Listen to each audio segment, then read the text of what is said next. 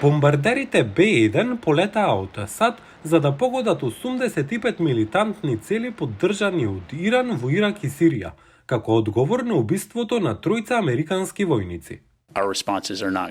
Нашите одговори не се целосни. Повторно, нема да телеграфирам или да дискутирам што може да биде тоа, освен дека ќе го спроведеме тоа во време и место по наш избор. Еден ден подоцна, САД и Обединетото кралство нападнаа 36 цели на хутите поддржани од Иран во Јемен. Но иранските платеници во Ирак, Сирија и Јемен се чини дека не ја добија пораката. Милитантите поддржани од Иран 3 пати ги нападнаа силите на САД и партнерите во Сирија во напад во близина на местото за поддршка на мисијата Green Village, каде се убиени 6 партнери на сириските демократски сили.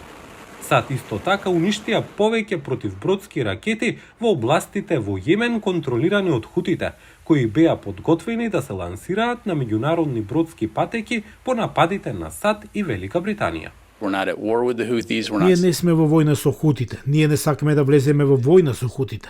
Но ако продолжат со нападите, ние ќе продолжиме да ги нарушуваме и деградираме нивните способности. Покрај повеќето напади од платениците на Иран, САД сега се вжештени од ирачките официјални лица кои не биле известени пред нападите и кои велат дека цивили биле убиени за време на американските напади што се случиле на нивна територија.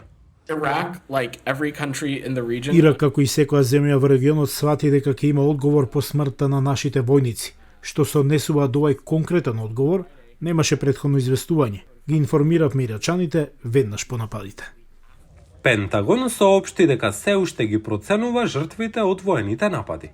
До денес американските сили биле нападнати околу 170 пати во Ирак, Сирија и Јордан од средината на октомври, додека хутите во Јемен ги нападнале меѓународните бродски патеки во Црвеното море и Јаденскиот залив повеќе од 30 пати.